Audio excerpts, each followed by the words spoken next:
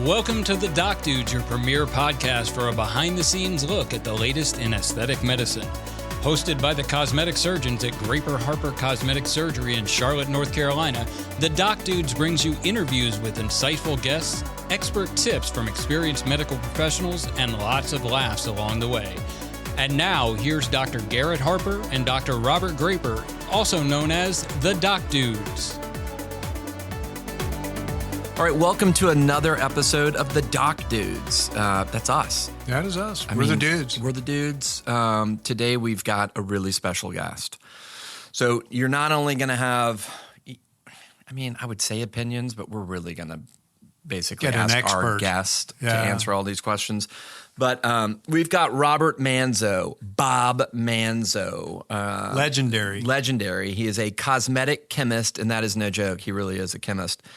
And the founder of just a fantastic company and fantastic skincare line. So, can we call Bob Dr. Bob? You can call Bob. That's good. I appreciate just it. Bob and Garrett. Isn't that one of the just Bob? What about the Bob? Minions? Isn't one of the Minions Bob? I don't know. Maybe. All right. Well, anyways, Robert Manzo is president and CEO of the Skin Atelier Incorporated, Skinprint, and LoftyPet. I got to tell you, Bob, you know my wife. You know which one of your companies she's most excited about, right?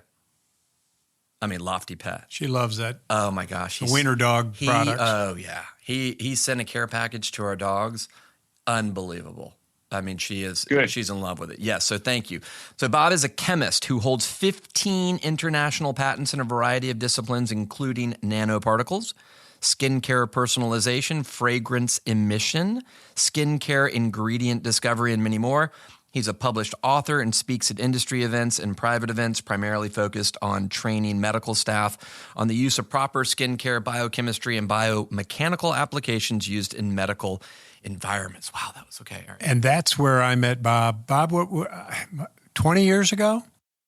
It has to be now, yeah. We were in Charlotte, and he was at Ballantyne, invited a citywide conference for plastic surgeons and estheticians, and had pretty much a packed house. And he went through skincare like I'd never heard any of the skincare people go through it. What he said had a science background. It wasn't just fluff. Right. And we take care of wrinkles. He told you why we take care of wrinkles. What's the basis for it? What a wrinkle is. And what a wrinkle is. And it was just so impressive. And he had a thing there, the Skinprint Company, where he had a machine that measured, Bob, correct me, but like 5 different biometrics.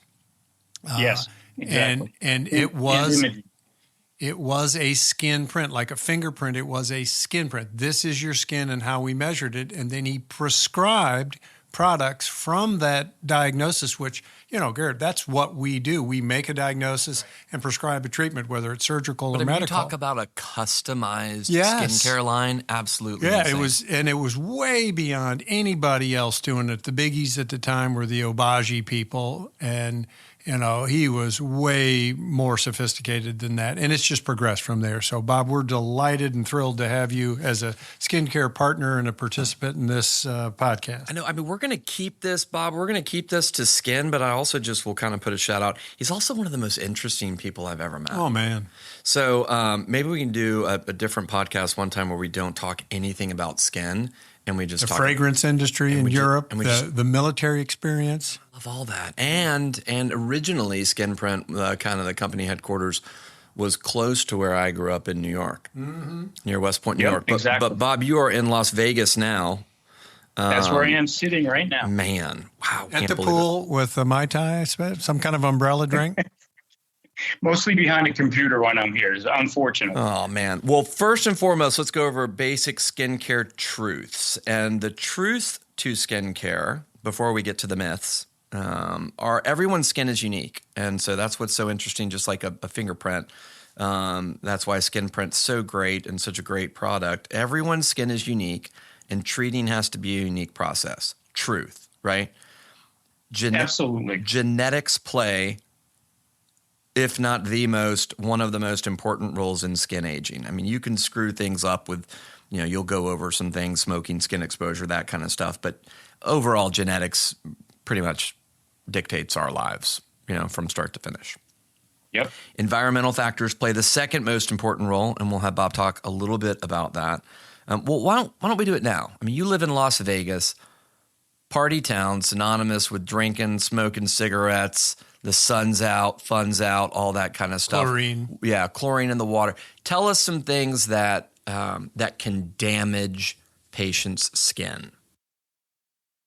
It's a really good question, and it's a broad question. So you guys are some of the best surgeons that I've been associated with. So I thank you for everything you said about me. But one of the reasons I'm on this podcast is because I really respect the work that you do. So thank you for your work, because I've learned a lot from you guys as well. With that said, there's some very key information that patients need to understand. And I'm going to use the phrase healthy skin, because if you have healthy skin, you have good looking skin, right? And so what is healthy skin? There's something called barrier function.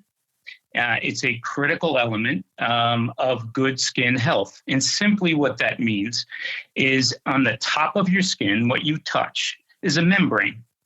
And that membrane regulates how much water comes out of your body and how much toxins and other bad things go into your body. And think of it as a mesh network or an osmotic screen. And once that barrier function degrades, and I got to tell you, we must measure in our clinic 500 different people a month relative to their barrier function. 80% of them have a poor or almost non-existent barrier. And so when you go into the sun, when you're in a smoking environment, when you go into chlorinated water, the more degraded this barrier function of your skin is, the more problems you're going to have, the higher rate of redness, swelling in your skin, stinging. And a lot of people come to me when I'm doing this, and I do probably 100 consults a month individually around the world. And I'll constantly hear the first thing, oh, I'm so red all the time, I must have rosacea. Okay. So they really don't have rosacea. The barrier function in their skin is degraded. And so this particular property is one of the most important things. And when people go into a facility, they can take a look at skin, and because they're experts in it, they can tell if the barriers are affected or not. So many people, they'll go to Sephora, they'll go to their local Macy's, and they'll just say, okay, put this on your skin. So for me, guys, understanding barrier function is the most critical thing. Wouldn't you agree? Yeah, so you're basically talking about, and this is one thing that I don't think people take into context. The skin is the largest organ in the body. And what people don't realize is even when you are showering, and we can talk about water quality, we can talk about all sorts of different kind of, I just got done listening to a podcast with Gary Brecka, who certainly has opinions on this kind of stuff. But, what goes through your skin, what you absorb, both toxins, all these things that you're talking about are critically important to our health. And the fact that we absorb so much during a 5 to 10 minute shower, or maybe a 25-minute shower for Dr. Graper, it's I work harder than you. It's critical. So I think that people just consider our skin as just, I don't know, this elastic looking outer shell, and don't realize that it is a living, breathing organ critical to our survival, right? One of those things is, and I'd love, sunlight's not terrible, right? Some degree of sunlight is important to us from Absolutely. A vitamin D standpoint, from all, Absolutely. So I don't want people to think that they just have to stay out of the sun completely. You just have to be responsible with your sun exposure, not like I was with my wife when we took I want to hear about that nude bathing. No, it wasn't. It was not nude bathing, but we did. We went down to Mexico for a getaway, and it had been a long winter, and so I was so white that I was green, and I was like, you know what? What's 30 minutes going to do without sunscreen on here? You know what I mean? So Yep. I laid out, and it was a problem. A hot dog. I got really red. And so then the place had this great like aquatic center where you could go cold plunge, you could get in a sauna, you get in a hot tub, you do all these types of things. And I got in there, and then we had dinner plans, and so I was took my shower there, which was great. And then they got the little, stand there where you can shave, you can do whatever the heck you want in one of these places. And so I'm standing there and manscaping, and the attendant walks over, and he's like, because before I got in the shower, he's like, "You want me to have your swim trunks dried?" And I was like, "Well, that'd be amazing." So I handed them to him, and he's like bringing them back literally like on a platter, all dry. And he turns the corner, and he's like, "I'm doing a terrible Mexican accent," but he basically was like, "Oh, Dr. Harper," and then he turns around and he's like, "Oh, you are really red." And I was like, "Yeah, I know." And his eyes got all big. He's like, "Let me go get you some aloe." So he goes and gets me aloe. Let me go get you a tequila. Let me go. That's what I need. Well, I didn't. I think I had one of those at the beach, and that's why I didn't put the sunscreen on, unfortunately. All right, so barrier, yes, critically important. Patients need to know that the skin is the largest organ in the body, and a lot of stuff is going both ways. It's going in through the skin, which we want to try to eliminate bad stuff going in, right? Good stuff in, bad stuff out.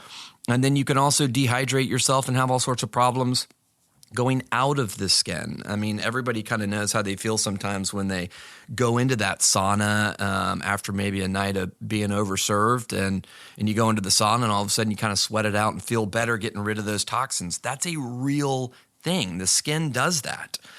Absolutely. But we're going to jump in, since we've got, Bob, who can answer all these questions way more thoughtfully than Dr. Graper and I can. With new technology, and we want him to talk about his technology. Right. So let's talk about myth number 1. So, Dr. Graper, if you can kind of go over myth number 1, and then I'll take myth number 2. All right. Skin should feel soft and smooth after cleansing.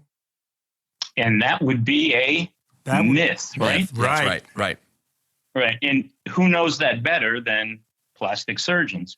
But most women don't know that. So if you did a group of 100, you did a focus group with 100 women, and you say, should the skin be soft and smooth or not? And they all raise their hands, soft and smooth. That's because the marketing in this country says that. So we as chemists have to formulate products which leave a soft and smooth finish.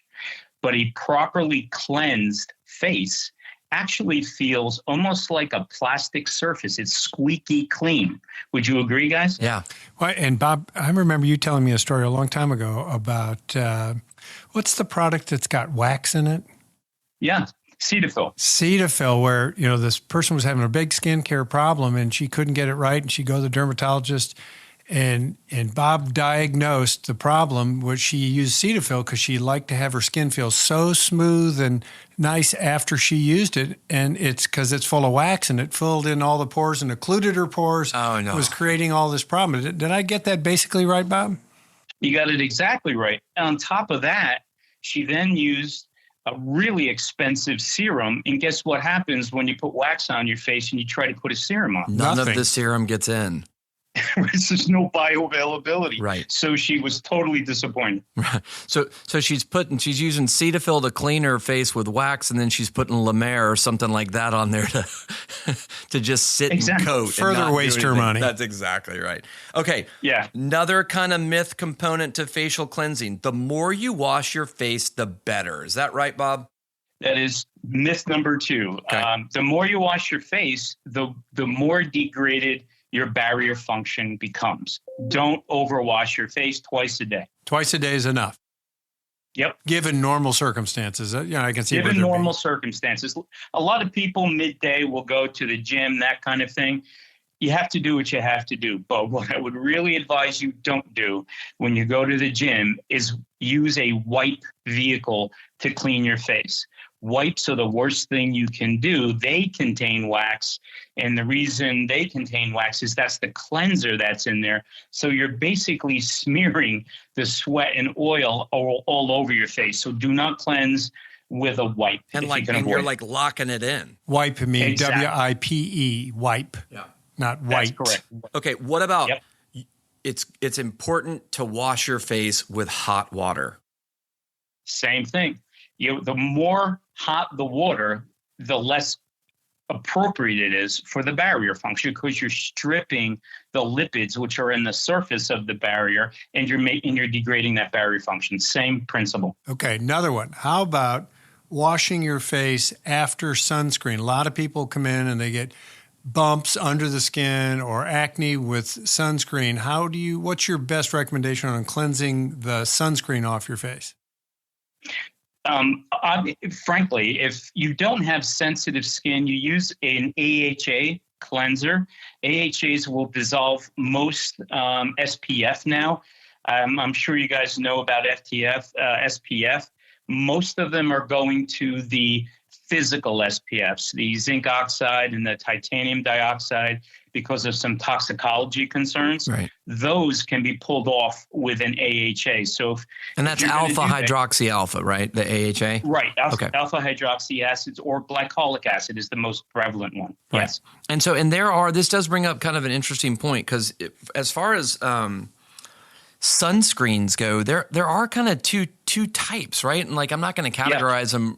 Well, maybe you can talk about it a little bit. One is kind of that barrier zinc oxide, and the other one's kind of gets absorbed by your skin and does it. What are the pros and cons, and what do you recommend for people, especially out in Las Vegas? Jeez.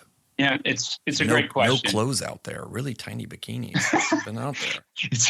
It's a good question. I'm surprised you don't live there. I have to wear my 3-inch inseam. Thong? No, I don't wear a man thong. My 3-inch inseam European cut swimwear when I'm out there. No. Right? I mean, I got tattoos people aren't supposed to know about that are showing up. You know what I mean? Welcome to Bahamas. Have a nice day. Welcome to Jamaica. This imaging is not going through my head well right now. Well, once upon a time, Bob, it looked good for both of us. Both of us. Once upon a time, we were good-looking guys, but maybe not now. Okay, so tell us about sunscreens and all that kind of stuff. Really quickly, there's two broad classes of sunscreen. The inorganics, which means physical sunscreens, which are titanium dioxide and zinc oxide. The others are organic or chemical sunscreens. Most of the industry is trending towards physical sunscreen because of a variety of issues. Recently, a couple of the organics were cited as degrading reefs in Australia, having toxicological effects. So most people are migrating to zinc and titanium. Titanium and zinc, which the physical ones reflect light. The organic ones absorb light and heat. I definitely recommend the physical sunscreens. We sell, physical sunscreens. A lot of people do. You don't need more. And if you're in a regular environment like Charlotte, you don't need any more than an SPF 30 of 40. If you're really sensitized to sun, 50 max, don't do the SPF 100s. It's not worth the amount of solids going on your face. Okay. And quickly, and I know that you guys obviously, we plug Skinprint's products because they're fantastic. But, people ask about copper tones because that's the one you see at Target and all these things. I mean, is that just wasteful? Look, go to an office that has good sunscreens and use the ones that have been studied and are better than those copper tone products and stuff, right? Well, yeah, absolutely. Not only that, the advice you get from a medical facility, they're taking into account all of your skin issues, just not barrier function. Right. There's pH, there's microbiome, there's surgery that's upcoming. Sure. All of that plays a part to properly recommending sunscreen. Absolutely. So, Bob, some of my, dumb guy friends are going to go, I'm not putting that physical sunscreen on. It makes your face all white. You're going to walk around with a white face? Tell them about the improvements in technology on physical barriers. Yeah, it's true. So the white product ends up to be transparent on your skin. The technology has evolved dramatically. So you literally can have an opaque white lotion on your fingertips. When you put it on your face, it literally will disappear. And that has to do with the size of the particle, actually coated with some organic compounds, which literally make them disappear to your eye. They're very, very good now. So no more the zinc oxide stick that you just roll down your nose when you were a lifeguard, right? if you want to look cool, do that. Well, that's what we want, Bob. Raising strength. That's what we need. So now when you use these physical blockers, sound like you said the AHAs will take that off. What about exfoliating for those? Or you certainly don't expect to exfoliate every day. I know they're one of those myths that you should exfoliate every day. No, you shouldn't exfoliate every day. Definitely not, because that, again, goes directly to barrier function degradation. So don't exfoliate every day. 2 to 3 times a week is typical. I prefer enzymatic exfoliation. It's much more gentle as opposed to exfoliating with beads or particles. Like a grit, like a gritty, sandy kind of thing. Apricot scrub. Yeah. So St. Ives, right? Everybody knows the St. Ives apricot scrub. Do not do that. You're going to dull your face because it microabrades your skin. Don't do that. Hey, can I ask you a question while I'm thinking about it? I've got a friend who lives in Atlanta. His wife is uber pretty, always has been, beautiful skin, all this kind of stuff. You know, we've known her since college. But like somehow it got let out at dinner one time that she shaves her like face and like I think arms even, all that kind of like shaves daily. Like to get peach fuzz out, to kind of get dead cells off, to do that kind of thing. What's your thought on that? Very effective. And the old myth is when you do that, it's called vellus hair removal. It's a very fine hair on women's faces. Yes. It's basically, if they had more testosterone, it'd be a man's beard. Right. But vellus hair should be removed because you're removing the vellus hair and the top 3 or 4 layers, just very lightly, if your team is really skilled at it. And you're exfoliating very gently but very effectively, and your skin comes out beautifully smooth. So I recommend it. But I got to tell you guys, it's a big secret among women. And you get in a room one-on-one, you're doing a consult with them, and they whisper to you, "Is it okay that I shave?" And so then we have this conversation, right? And so for anybody you really, for microblading, which is an advanced technique, you have to do that with medical estheticians. Do not go into a regular spa. You can get cut and have all kinds of issues for infection and that kind of thing. Oh, yeah. So it's a great technique. You need to only do it once a month, and it's very effective. Awesome. All right, myth number 3. Skin is either dry, oily, or a combination. You don't need to moisturize if you have oily skin. So this is the one that makes me absolutely crazy. Most uneducated estheticians, which you do not have. Right. They've got like 150 years between the 3 of them. No, I'm just kidding. Seriously, right? I'm just kidding. Yeah. Really, but really smart people too, your guys. But if you go into a Macy's or a Sephora, you hear the sales girl walk up and go, "Well, do you have dry, oily, or combination?" So there is no such thing. It's a false choice. Every single human has combination skin. Right. And what that simply means is oil is from sebaceous glands, oil glands. Hydration comes from trapped moisture in your skin. And the combination of the both is exactly that. Here's where it gets tricky, though. If you have unskilled people and you're trying to determine dry, oily, or combination, the problem becomes as we age, particularly in women, over 40-ish or 45-ish, the oil level comes down in their skin pretty rapidly. And so they can be fully moisturized with the best moisturizer by your estheticians and still claim that they feel dry. It really isn't that they feel dry. They have a lack of oil. So putting a sebum substitute on those patients is really important. And you literally do that through a particular method.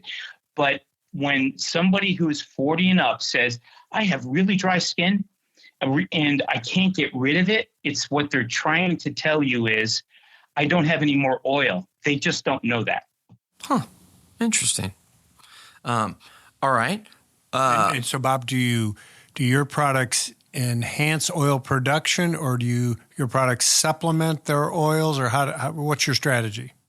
We have 2 products in our moisturizer range, which have an ingredient called caprylic triglyceride that mimics sebum.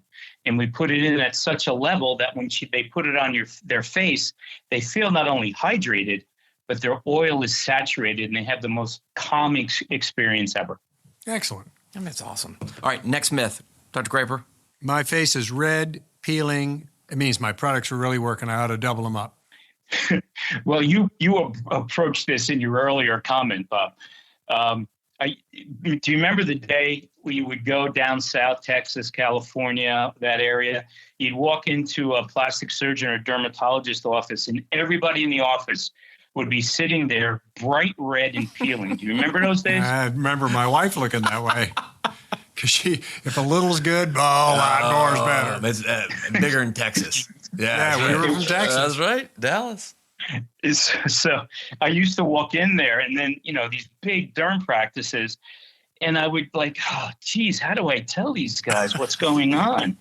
And it was very difficult, but essentially, you do not need to harm your skin, make it unhealthy. If it's red and peeling, if it's intentional, because you can apply a peel or you can use a laser in a transition mode to expect peeling and redness. But if it's doing it on its own from skincare applied products, you have the wrong products, period. Awesome. Okay. Now, let me just go back on one thing, Garrett, if you don't mind. Absolutely. There's one thing that I wanted to talk about with myth 1, and we see a lot more of this going on. I fly a lot, and so you guys, I think, know that. Yep. And I constantly see men and women having these water sprayers. They fill it up with water, and they spritz their face 3 or 4 times on a 8-hour flight. That actually dehydrates your skin. Don't use a mister on your skin.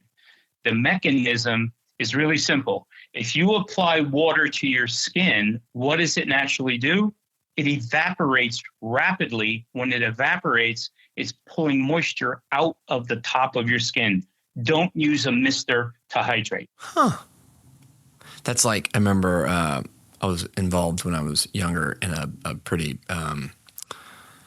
celebrated tennis match once, and it was uber hot outside, and I decided to put water all over my head, and they were like, that's stupid, man. That's just going to overheat you even more, because now you're going to dehydrate quicker. And I was like, oh man. So see, the things you learn when you're a teenager in a big tennis match. So myth 5, wrinkles can be removed overnight by creams and serums. We know that's false, right? Yeah. Everybody knows that. I right. hope so. Everybody's saying that. No magic cream. Yeah. And, the rest of this myth, it's really a 360 approach, which your practice does. You have physicians on staff. You have estheticians on staff. You have expert consultation people on staff, patient coordinators. Every great practice has a 360 approach. From a basic facial to microdermabrasion to IPL to a more ablative procedures like laser systems, injections. And the best thing you can do is go to a practice who can give you an annual, broken by quarter, depending on what you guys do, advice on how to maintain that. And when you need it, surgery. And so it's critically important when you're dealing with any of these issues of, the 7 signs of aging, dark spots, dryness, tone, texture, wrinkles. Anytime you're looking at that, you have to go to a facility that can diagnose these and then approach them on a regular basis. You can't believe the result you can get and doing that. Manage them all. Manage them all. You go to some places, they don't have the ability to manage all of these issues. So it's absolutely just like people say, when you're a hammer, everything's a nail, right? But I mean, if you've got the whole toolbox, you can take care of anything. We can take care of screws. Yep. We can take care of staples. Yeah. We got everything. Sure, you can do whatever you want. Yeah. But you guys are a little humble. There is nothing like having a physician on staff. I will tell you. There are, if you're in Arkansas, Oklahoma, anybody can buy a laser. Yeah, it's and wild. shoot it. It's wild. And it's just, the level of training you guys bring and the ability to do this 360 approach is great. You guys do it well. All right, Bob, I got two things. I think they're both important. Sunscreen, not important on cloudy days. Tell me about that. No, What's your thought? yeah. UV rays go straight through clouds, right? Yeah, exactly. And, the other thing that Garrett and I talk about is that, the UVB is the tanning rays, but the UVA are the aging rays. So unless you've got UVA and B protection, most modern sunscreens, I know your products all have that, but most have that now, don't they? They do. UVA, B, and C are now incorporated in most products, sunscreen products across. Yeah. Yep. So even if people think, number one, it's cloudy, I don't need them. Yes, you do. And I'm not getting a tan, so I guess it must be working. Well, if you're not blocking the UVA, you're getting the aging rays, and so that's not a good thing either. Absolutely. Then, one time you described to me, your products do cost more than what you get at Walmart. Tell everybody why those products are less expensive and why yours are more expensive and worth that cost. Well, frankly, almost all of our business is done with surgeons, with doctors in process. And the best effect you can have with our products is the ability for experts to work with you in their practice. And when you apply something like a peptide, we are going to launch in about a month a brand new knock your socks off technology. It's called NMN, and it's somewhat technical. It's nicotinamide mononucleotide. Yeah, that's what I was going to say. And we are going to revolutionize this industry. Was that Garrett? I was going to say that. I mean, when you said I was like nicotinamide. I was like trying to form it in my head, but so most people say vitamin B3, but it's not. Right. When's that coming out, Bob? When's this product going to be out? It'll start rolling out in about 2 weeks, and I plan to be down by you in, I think, a month, right? Hopefully, something like that. We got to get dinner on the books. What's that going to do? What can we start telling patients about? So you do better than I'm about to do. So translate it for me. So skin aging starts in the cellular level, right? So you have great young skin. All kinds of things happen to young skin, as you guys pointed out, as we age, right? Environmental factors, genetics cause degradation in cells. And the primary issue in the cell is one of available energy. Well, NMN technology boosts a chemical called NAD+, which is the energy source in each cell. And that energy source pushes something called ATP, which generates Krebs cycle. Krebs cycle. We're looking at each other right now, mouthing it to each other. Mitochondria. We got it, baby. Yeah. Mitochondria. Oxidative phosphorylation. What's up? Ooh. Boom. All right. 36 ATPs, Bob. 36 ATPs. I'm talking to the right guys. Man, so now you can translate it. So beautiful. So actually, just an aside, Dr. Graper explained to me the location of pectoral muscles when I was there last time, which was a revelation for me. So anyway. Yeah, we know anatomy. Had his shirt off was amazing. Oh, it's great. So great. But anyway, this technology supercharges cells in your body, and they reverse the signs of aging. And I don't know if you guys are aware of the word exosomes. Oh, yeah. Yeah. Okay. Well, exosomes are packets that cells release in certain types of cell communication.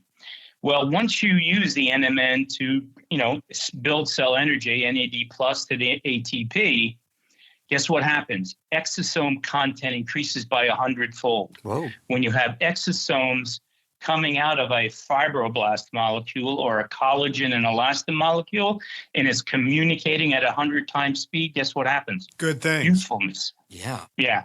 So I'm going to come down. I look like 25-year-old speak to you Garrett. guys now that you know what it is. That's great. Well, Bob, we got to thank you. I mean, you are, first of all, a great friend, a great asset to the practice. Next time you come in town, we ought to put something online to where people can come and just hear you talk, because 40 minutes is not long enough. You have so much information, so much passion for what you do, and such a great skincare line. Expertise. We didn't get to talk about the pet care line. That's next time.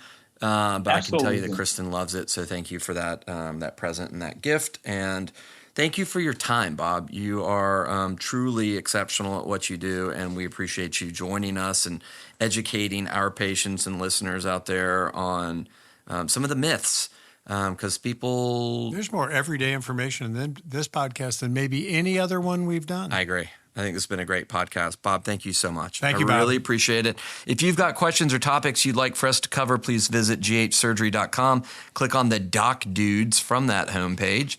There's a link to click to submit your questions and ideas. You can also listen to all of the Doc Dude episodes on our website, as well as Apple, Spotify, YouTube, or anywhere you listen to your favorite podcast, which hopefully is us. Follow us on Instagram, Facebook, find out when new episodes drop, and other information about our practice. I am Garrett Harper. I'm Graper. And we are signing out. Bob. Thank you, Bob Manzo. Thank you. Take care.